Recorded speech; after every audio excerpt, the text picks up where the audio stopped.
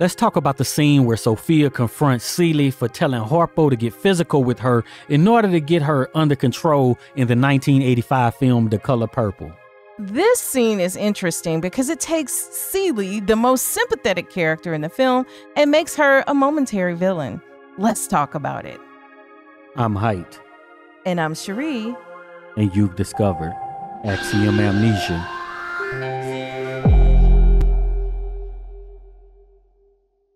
We want to thank all of the supporters who helped to make this video possible. If you want your name to appear alongside these contributors, make a one-time donation via Cash App, or you can head on over to patreon.com/Axiom Amnesia to enjoy all of the benefits of becoming a monthly subscriber. What happened that led up to this? Okay, so we're talking about the 1985 film because it is just our film. Like, we're not getting ready to talk about the newer version. So just so you know up front, sorry to disappoint anybody, but the other one is a musical and, you know, whatever. So we're talking about this film. So we have Sophia and Harpo, right? And Harpo is the son of Mr. who Celie is married to.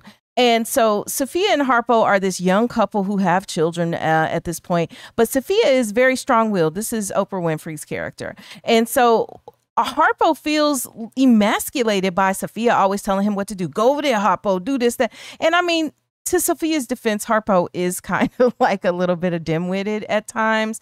But she's telling him what to do all the time. So then Harpo is also surrounded by these men who are like, you know, they feel like they must rule over women, and his father and his grandfather are this way. And, you know, they're even to the point of being abusive.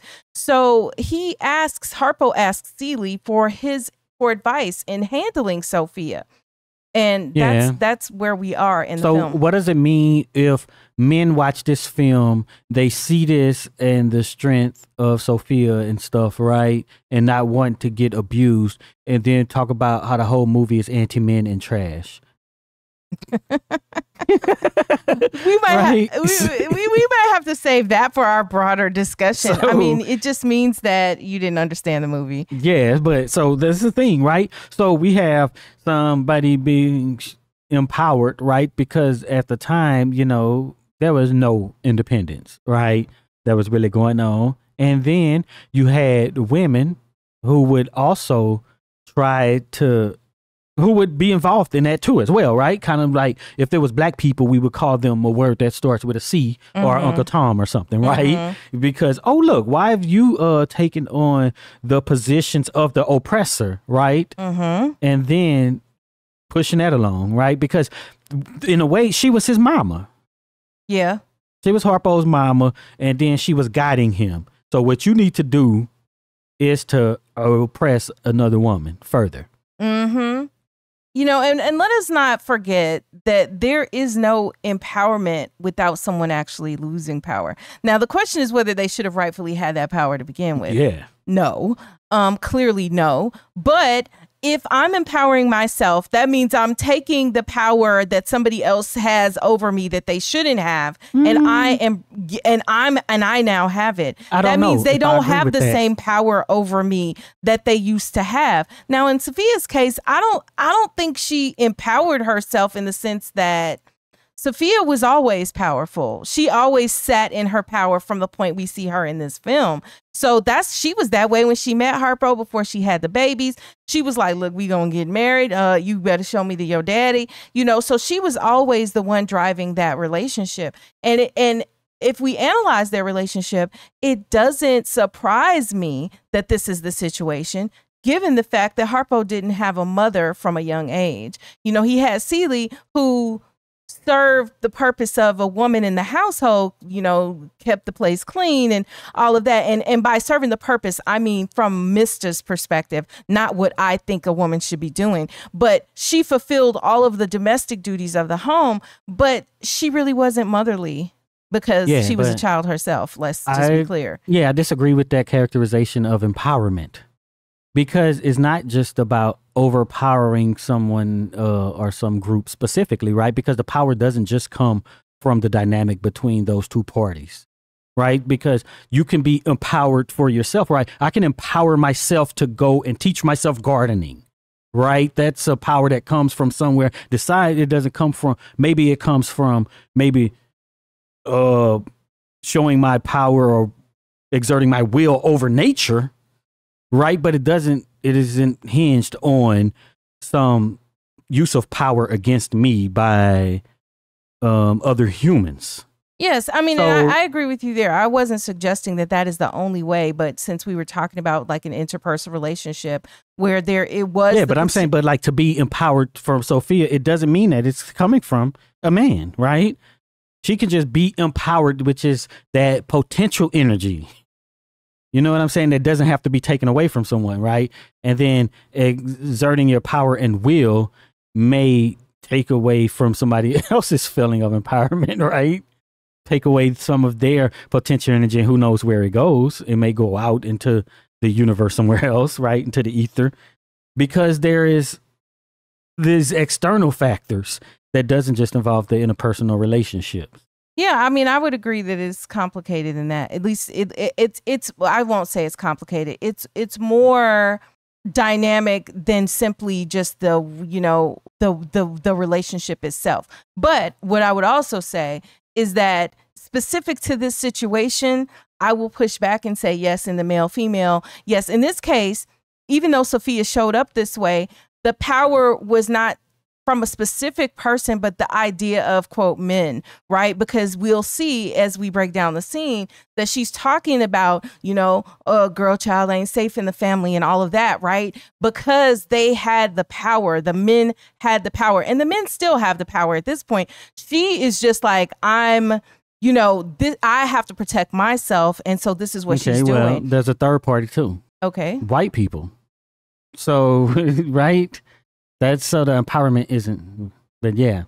But and so I'm not, and I guess what I'm saying, we ain't even got into the scene yet, but what I'm saying is that it's not independent of all those things. But while we're specifically talking about this, yes, we should be considering all of that, but we're also should be considering the, kind of the more specific things affecting this relationship that are in your face, which is the dynamic between men and women. But since we did bring up white people, I do think that it's appropriate to bring out a Zora Neale Hurston quote from Their Eyes Were Watching God, which is that the black woman is the mule of the world. And it's not unlike how the portrayal of these women in this movie, right? Because everybody gets to lay their burdens down as far as the way the totem pole goes, the white man to his wife, to his white wife. And then, the black man can lay his burdens to the black woman, but who is she laying her burdens to? I guess just the Lord above, because there's nobody to pass it on to. And so I think that is directly related to what you brought up, which is the racial component of the imbalance of power. Well, all my thing was you saying that being empowered means taking power from somebody. That's all that I was saying. Not that we need to just use the word empowered only in this situation between these two people. Yeah, I just didn't think that's what I was saying. So in this scene, we're starting off with Harpo and asking for some advice from Celie. Harpo is just exasperated with Sophia, and he's just like, what am I going to do about Sophia? What am I going to do about Sophia? And Celie looks, and then, the camera, Steven Spielberg was amazing with directing this and the cinematography and everything, because the way the camera comes in on her and she's like, Beta.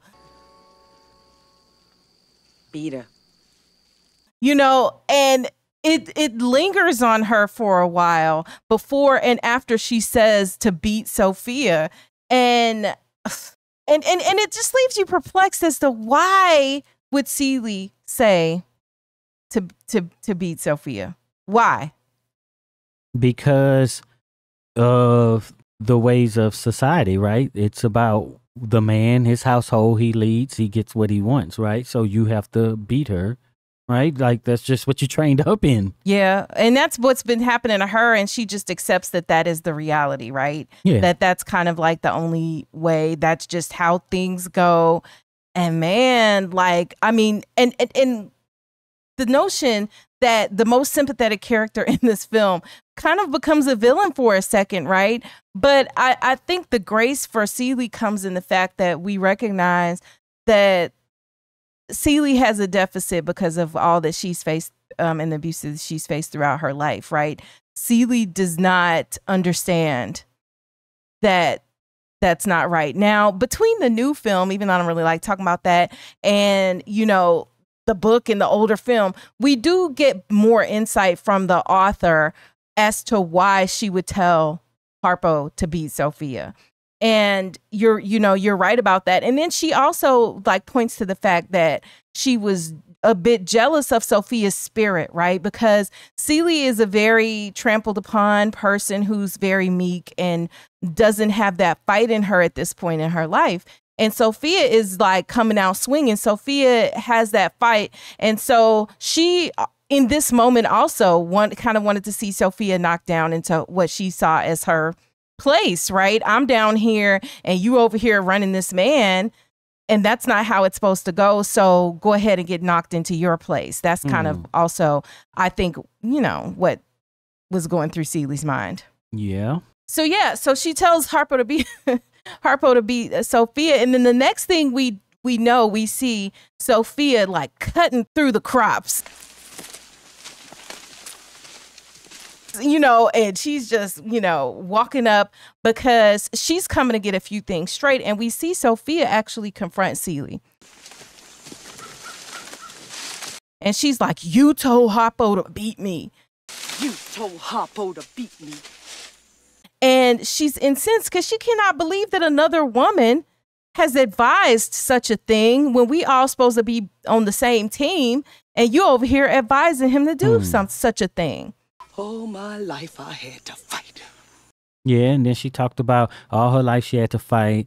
Like, you know, she fought her uncles or brothers or father, blah, blah, blah. I had to fight my daddy. I had to fight my uncles. But then she said she never thought she had to fight in her own house, right? But I never thought I had to fight in my own house. But what is her own house? So did she feel like not at home when she was with her father and her brothers and stuff, right? And is it just your home once you go out on your own? And the other home is your parents' home? Yes, because she could control that home, right? When you're a kid, you don't control it. So in her mind, because of what was attempting to happen or maybe even did happen to her. Girl, child ain't safe in the family man's. It wasn't, you know, right? It wasn't a safe place. It wasn't a home, figuratively or, you know, I guess literally. You know, yeah, but why would you think that it would be different if you go somewhere else? Well, one reason is because your house was a man's world and the world was a man's world. So because I think Sophia thought she was circumventing it by being, you know, the strong-willed. I'm never going to let a man beat me like this. When I get the chance, I'm never going to let this happen. But I kill him dead before I let him beat me. How many people do we see go out in the world and they're like, I'm going to control things to the point that certain things are not going to happen. I'm going to see it coming and it is never going to happen to me, you know, and probably even in her choice of Harpo, I'm sure Sophia recognized that Harpo was kind of a milder type of a man.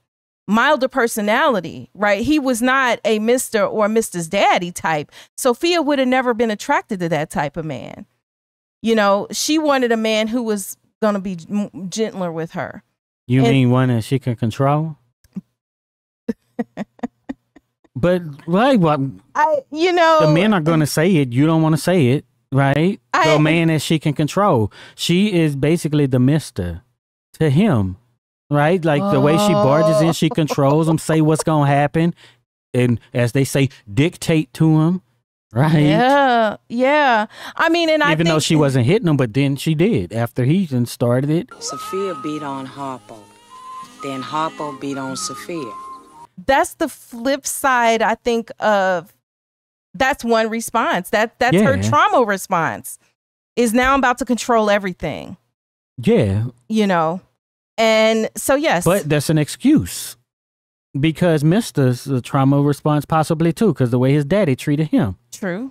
So the point is that when people watch the film and whatever, right, then you take this as the way it should be, right? A role reversal instead of some sort of equity, right? Or equality, possibly, right? Yeah, because Sophia was swinging all the way in the opposite direction. Right? Yeah.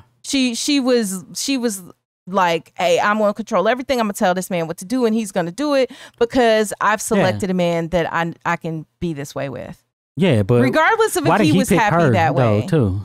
Maybe because it's like how old? Well, he was very young when the mother died, right? Did he pick her? He was young when his mother died. Yeah, but did he actually pick her, or was it like? I mean, she probably smiled, and we know that they was doing the do, because when she shows up, she's already got a big belly, so he was probably happy he was getting some, and he's young, and didn't he just stay with her? Is what you're saying? Well, why wouldn't they get together? Right? I mean, why can't he choose her? Right? Because he can't choose her. I'm just suggesting that maybe he did or he didn't. I don't know that we can assume he chose her. I think if you be with somebody, that's a choice. Yeah. Right? Not like Kanye type of choice, but you know what I'm saying? You choose, right? Because you can just as easily not be with them. That's true. Right? So I think that he had a choice, and but maybe she was controlling him and said, we gonna get married, right? And he's like, yeah, I'm gonna get married because she say so. And she was controlling him, but he could choose her because of the way he was raised with the possibly what they call it, heavy-handedly, right, by his daddy. So then in his spouse, he kind of looks for the same sort of relationship because that's what he used to. That's what your brain has become accustomed to. Yeah, I think either you gonna kind of like repeat it and choose the same, like maybe Harpo did, or you're gonna try to choose completely differently, like maybe Sophia did. Because I don't think it was really well. Some people would, because I was gonna say I don't think it was really in Harpo to just that he was just gonna be beating her and everything like that all the time. But the story does say that they beat on each other and continued to have children after he started beating her in the first place. Sophia beat on Harpo some more, and in between the beatings, the children keep coming. But that's because of Celie. He wouldn't have done that, I don't think. But he came to her for guidance. Right, and the woman, the elder of your family, even though she's only a few years older than you, told you to go beat your wife. But why did Sophia call him a son-in-law? Now you want a dead son-in-law, Miss Celie? You keep on advising him. That's her son-in-law? Well, not exactly. You're right. A dead son. That's not her son-in-law. That's her stepson. Yeah. So what's going on with that line? I never thought about that. You're right. I need to know what's going on with that line. You want a dead son-in-law? Like, so now I got to do a family tree to see. Somebody in the comments tell us why she called her son-in-law. Called him a son-in-law to Celie when that's her stepson. Well, I don't know. Maybe back in the day they, it is a relationship not by blood. Right. And maybe that's why they say in-law. Yeah, it could just be a historical term that's no longer in use in the same way. But yeah, so this is basically what happens. So after she confronts Celie, and she's confronting Celie and then Celie is just head in the clouds, like she don't even see. It's almost like in the moment she doesn't even realize what she's done wrong. Why is this woman coming huffing up and puffing at me? And then she tells Sophia, she's like, well, heaven lasts always. This life be over soon. Heaven lasts always. So in other words, save up your gifts, like just accept that you're going to get beat here, but you'll go to heaven someday. And that's when Sophia's like, worry about heaven later. You need to bash Mr. upside his head too. Yeah, she say bash Mr.'s head in and think about heaven later. Girl, you ought to bash Mr.'s head open and think about heaven later. So she ends it with her advice, right? But Celie didn't come to her for advice. Harpo went to Celie for advice. She went to Celie to give her advice. So it's probably not going to be received, right? So she didn't take it the same way that Harpo took it. Yep. And then we see after that, they start fighting each other. The kids are coming in between the fights. So Sophia's continuing to have babies. And finally, Celie is narrating and says Sophia can't take it anymore.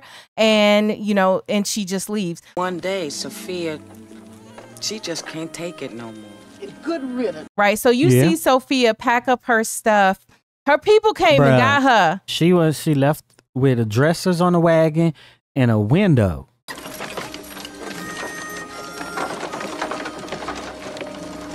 She left with a window with the curtains still on it.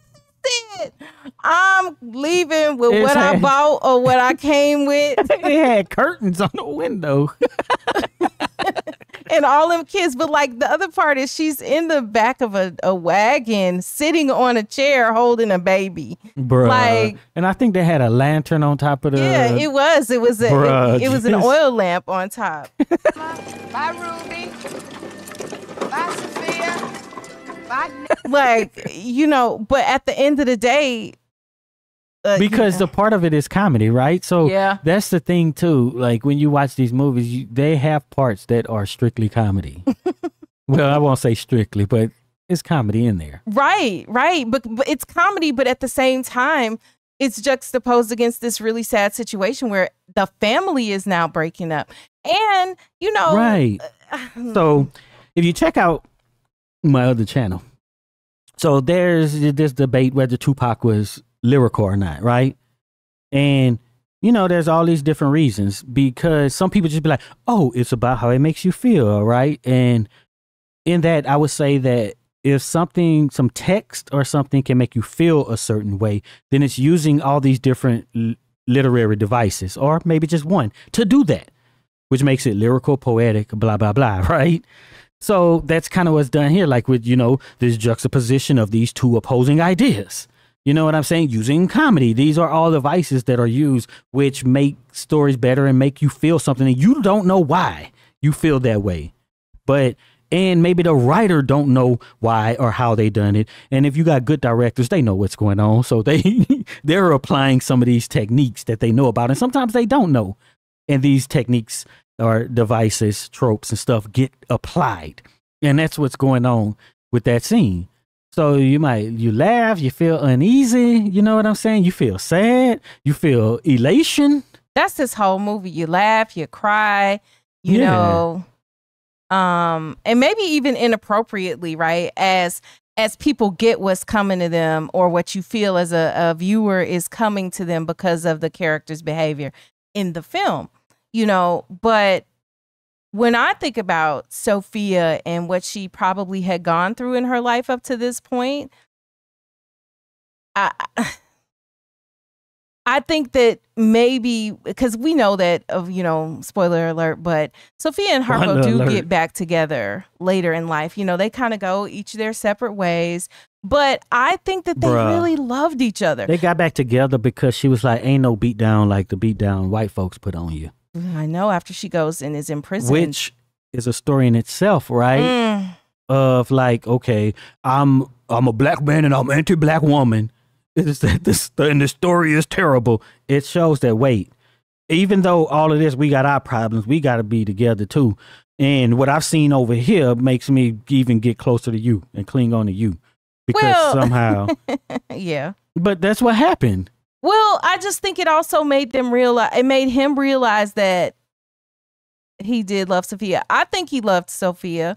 Yeah, but if it hadn't been for the way that they got truly separated in that sense, if all this, she ain't go through all that, then there was not. So the man saw, or a black man saw what was happening to a black woman, right? And then he's like, I was doing stuff to her too. You know what I'm saying? Like, that's... What an epiphany that Harpo must have had. It ain't shown from his perspective, but, you know, if you read into it, that's what's happening. And then later, because, you know, Harpo winds up, okay, so Sophia winds up with Sophia winds up with her boyfriend, Buster, right? And, you know, she's dating him, and then she comes up to Harpo's juke joint later. And then Harpo is dating Squeak, played by Radon Chong. So each of them have their other person at this point. But Sophia is with Buster, who should have been a protector, but obviously couldn't be a protector from, you know, the racism in the town when Sophia gets, you know, basically thrown in for hitting the mayor, thrown into prison for years and years. He couldn't protect her from that, but she was with Buster when that happened.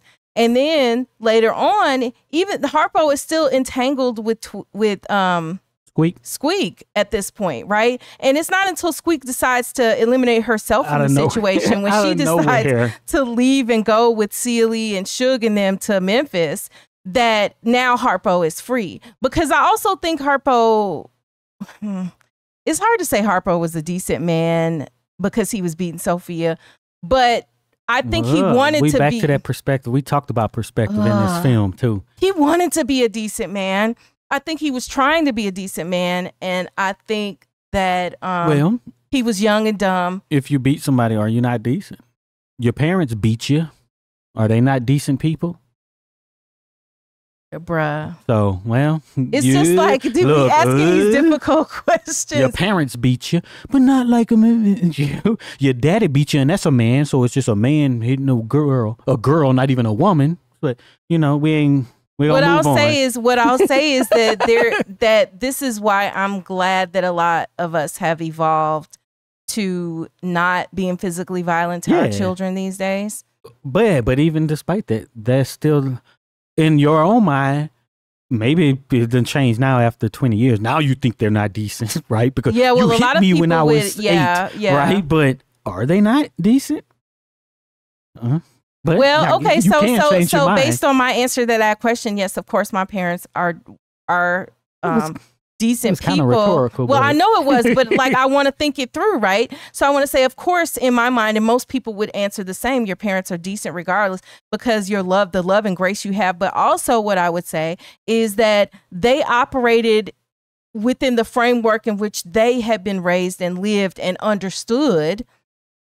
Yeah. And that they were doing the best that they could do, and they were doing what they thought was right. And if they felt that it was a harmful thing to you, then I don't think they would have done it. There could be a list of things that makes a person undecent, and possibly, but that's a whole binary thing. It's just one thing or the other. If they do something I don't like, that, but like. He could do everything else and be great and wonderful and all this, and he has this problem. But let me say, so I think Harpo, all right, by that logic, Harpo was a decent man in spite of his failings. He wanted to be a decent man. So I said that to say this. So he didn't just leave Squeak as soon as he decided that he still loved Sophia. You know, I think he still loved Sophia even when she was in jail. And then when she got out, he just was like, you know, look. Yeah. And then they were able to be reunited at a time where they both were more mature and able to deal with it. Yeah. And, you know. And then so there was this time where taking the kids would be like, dang, a bad thing. Now it's if she take the kids, that's good because I ain't got to see the kids. And tend to the kid. You know, honestly, that's kind of like what. Because like the kid getting snatched from him was like, dang, that's the total end of it. That's terrible.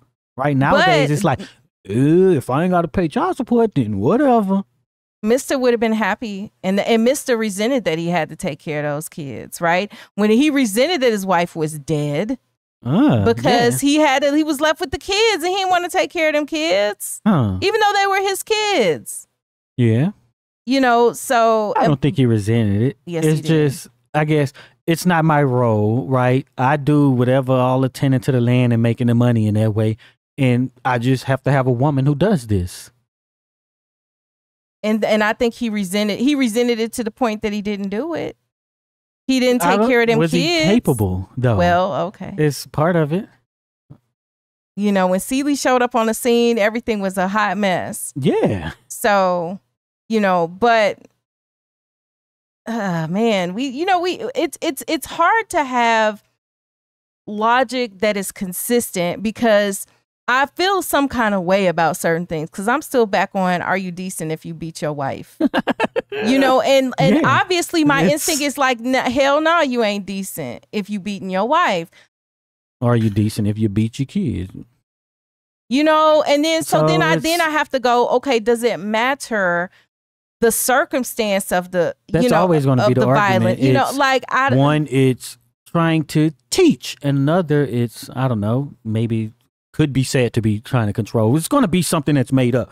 That really possibly hasn't been thought through, right? I just need to quickly come up with an argument to justify one and what I'm doing. But let me say this. The other thing. I can have grace. You can have grace for your parents and whatever happened there. You can have grace maybe even for a spouse who, I don't know, for whatever reason was a Harpo and then did not, maybe you could have grace there. But I'm going to tell you where I really don't have grace, because it's an argument that's brought up a lot in terms of racial politics, that the people were simply like, if we take, back in the day when this was happening in the early 1900s, that they were simply acting within the framework of what they knew and understood. Right. I cannot. Right. They get zero grace from me for that. Same thing that they'll say about, the enslavement of folk, Jim Crow, all of that. They're just acting within the framework. But no, that doesn't work. Is this really the spot to talk about kind of the history of, I don't know, let's say white land ownership? Manifest Destiny? Well, you might as well. Okay, so let's say you have people who are subservient, right? You got the feudalism and all that. Pause for 1 second. Let me just say this right here, because this probably going to get demonetized. So if you guys want to become a member, that's helpful. If you want to, give it's not all that. WhatsApp donation. I'm just saying. Yeah. Let me just give the prefix, because you ain't even got to say all that. But when you start, Yeah, but so you had, what's going on in Europe, right? You had the kings and kings. You had landlords, people who owned the land, right? And then they started to colonize over here in North America. And then it's like, hey, me as a regular person who can't own land over there because I'm not of this lineage, I can go to over there to the colonies. And then there's this promise that I could own land. Right. So then I'm changing my class per se. And then I get over here and then, hey, there's all this land out there. We sign this papers. You can go and claim your with however many acres. And you get there and it's red people there, quote, red people. Right. And then they like, ain't no ownership here. What's these people coming onto our land? Right. And you were sold this thing about this situation that you had no idea what was going on. Kind of like the movie Horizon. Yeah. Right? That's not specifically said, but that's what's happening in that movie. Do they get grace for that? Because they were subservient, in Europe, and they were just trying to go over and get something else. Well, and then my thing is just for. My disposition is always going to be more of, there's enough to go around and share. And anytime you start trying to claim up, and I feel the same way even today, just about people who want to monetize every little thing, right? Somebody gives something for free that makes people laugh or that whatever. But then, here comes somebody trying to claim and monetize it. But what I didn't say is land is what gave you freedom in Europe, right? Yeah. And even how they tried to do it once they set up the Constitution. Oh, landowners, blah, blah, blah, right? White land owning males. So then that meant freedom, and it still means freedom now. That's a whole different discussion, right? So then you can go there, and there's this abundance of land, and you can own a piece of it. To be free and not, And there's a message also in the movie Gone with the Wind that, many of us kind of look at him like, ooh, why would anybody want to watch that? Mammy's in that movie. But there are a lot of lessons to be learned from that film. And one of the things about that film that Scarlett O'Hara, the main character's father, tells her is that it's about the land. He was an Irish immigrant. Yeah. But it's about the land. You got to own the land. You got to keep the land. So in this film, you see her doing everything she can to maintain ownership as a woman, in the post-Civil War and during the Civil War. You can't make decisions. You don't have freedom. You can't vote. You can't do anything if you don't own the land. And that's that's the whole translation. And if you are of African descent and you were brought over here, right, then you don't. And look, there were a lot of things that were in place, and a lot of creative things actually that people did throughout the years to own land, to look like they wasn't owning land when they did own the land. It's kind of like now, right? So we talk about an athlete or somebody, a rapper or something, who just get famous and get rich and just start spending all this stuff, right? Or just working and doing these things like you were saying to try to get money, monetize any little thing, right? And the I don't know what you call the leaders when it comes to manifest destiny, say, we want that out west. Let's just send all these people out there to go and claim and set up with their own weaponry and stuff. You go and send them over there. Bam. You know what I'm saying? Now they take all the risk, right? You go out there, you quote, fight for the land. And then we put it under our jurisdiction. Right. And you are out there chasing freedom. Yeah. Chasing the right to vote and all of this, right? So that's how the stuff get perpetuated on, you know, in our realm, right? We're out here, we're under capitalism, we're chasing the money, chasing the bag. We came from nothing, and we're doing all of these things that are just, at the very least, questionable. Yeah. Yeah. And then historically, the things that were done that I think in a lot of ways were crafty, right?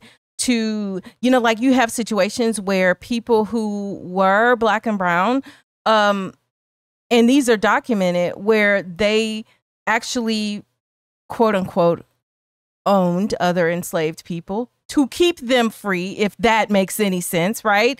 But that's, now we know some of them were owning them to just exploit, just like other people. Yeah. But there were people who had family, because in cases where the land was passed to a person who couldn't, quote unquote, rightfully own it, right? Or who there might be some issue with that, then they're like, okay, well, I'm going to will all of this to you, or that person is hiding behind a male, right? And this was always the danger when you had women who inherited things. Throughout history, it didn't even matter if it was the Queen of England. This was the issue when a woman inherited, because women were not viewed as rightfully being able to own. Right. And so there was a threat in any man she dealt with who could come and own and control the property, the land, whatever she had. Yeah, and that's the context of this whole film, right? So we see that, you know, Mr. on his land, Celie goes over, take care of all his kids. He controls her too. She's on his land, right? But then in the end, what happens? She has land of her own. She has freedom. Yeah. At that point. And had it the whole time. Right. But it was because her stepdaddy, who she thought was her biological father, but he was her stepdaddy, had finagled that land out from under her mother from her biological father, who had left that land to her, to the mother. Yeah. Right. And then subsequently to his children, you know, but they didn't get control of that until after the stepfather was dead. And so even with Sophia, she, you know, all puffed up, she's this and that, she's big, bad, and mean, but she is still under Harpo, because even still, she doesn't have any rights to do anything, basically, as a Black woman, right? So she can't really go out and get her own deed and stuff like that and have bank accounts or whatever else. She gets back with Harpo, and now she, I guess, is more accepting to the outcome of her life, right? Is that I'm subservient to a man and stuff. But that doesn't make her any less happy for Celie, who gets to realize freedom in the film. Mm-hmm. And think about it, like later on, Celie, you know, starts her own business where she's making pants and stuff, and, you know, pants, all of that. symbolic. But you still had to have a man, because you couldn't open a bank account. Celie was probably keeping that money under the mattress, because it certainly wasn't being kept in the bank. But you still had to have, like, for stuff to be transferred, for you to even just be respected. Yeah. You know, as having anything. Like, think about all those scenarios where we see where, you know, there's a father who has a lot of money. And I don't mean just Black folks. I'm talking about anybody back in these periods of time where there's the father dies. He has the mother is still alive. And then you have a son who's like 18, 20, come of age, and he becomes running everything. He is the one who is running the household as far as decision maker. Like, this is the child. Yeah. Surely the mother has more good sense than the 18-year-old, but that ain't how it would go down in history, you know. So I know we kind of went off the beaten path, but these are all the implications of what's happening with the dynamic between the men and the women. What happened is, and I want to know if the viewers, you know, accept this, that the movie shows you, okay, this guy, you know, this woman, they get married, he beats her, she leaves, but she comes back and there's some redemption there for him. All right. It wasn't just, okay, he beat me, I left, and that's the end of the story. It's over, right? Do your opinion of the movie change because that's a happy ending for them? Yeah, can you have that happy ending today? How would you feel if it was your friend? Can your friend have a happy ending if the man did all these things, but he stops and she stops and they get back together? Man. Can they still have a happy ending? I think a lot of people would say no. But yeah, like all the things this makes me think of. I'm still back on, can you be decent and beat your wife? Well, maybe. That's bothering me. Like, because I like to be consistent in my So, because ideas. that's the thing too, right? That's one thing. Then you just have to make a list in all scenarios and what acts make people not decent anymore. And then once you have that list, then you may be like, hey, nobody's decent, not even me. Or will you just stop at the things that you don't do? Well, a hypocrite certainly would, and since I'm most just of us saying, got a little people, hypocrite in us. All of us, we just we don't have that bias towards ourselves. Yes. So, whatever I do is all right, what other people do not. And it's not even just the notion of like trying to be, because you listen to people debate and talk about stuff and they just try to be contrarians. Oh, if you say this, I'm going to say the opposite. But I mean, seriously, like, is there redemption? Because for many of us in our culture, many of us are also religious and we believe in the power of forgiveness and we want forgiveness and all of these things. And so what are the things that we can forgive? And then some people say, well, you can forgive and not forget. And but what things can you even apologize for? If I be like, I'm sorry I beat you, can I do that? I mean, you should, but like... No, but there's supposed to be, someone should apologize, but why, right? Like, if they just should for no reason, there has to be something behind. There has to be some acceptance from the other party. So, if my point is, if there isn't, then there's no point in apologizing. So, should they even apologize if it doesn't matter if there isn't any redemption or anything? Right? Because they're supposed to be saying, all right, they're over it. I apologize. Like, let's say Harpo, I apologize. I ain't going to do that no more. Then it's over, right? And she can get back together. Yeah. So if you just like the person's terrible no matter what, then apologizing doesn't change. There's no redemption. Yeah. So but hey, happen. Plenty of folks apologize every time they beat the woman. That's how they get back. But I'm talking about a sincere apology. I'm not talking about putting words together. Like, it's very complicated to me. I mean, obviously the outcome of the physical stuff is ridiculous. Yeah. It should never happen. But they could be. It could be a sincere apology after every time. Yeah. Well, this is what I'm saying is like, if you are stuck on stupid or stuck on your own trauma response, because you brought this up earlier, that maybe that's Mr.'s trauma response from how his father was, is that he turned out to be a woman beater. And yeah, but you got to take responsibility for what you do. But at the same time, like, there is a very fuzzy line between victim and perpetrator when there's this, intergenerational stuff going on, and we've seen that in multiple cases. We saw it with R. Kelly, who by many accounts, had things happen to him. And then he turned around and he was doing stuff to other people. And this is the repetition of this stuff this is documented. So then how do you deal with that? I mean, in this case, that's one type of, of thing, but this is, of the we've gonna be fighting type of stuff. How do you deal with that? What if you came from a long line of people who this is what they did, men and women? It's just so this is why people don't want to sit down and think about it.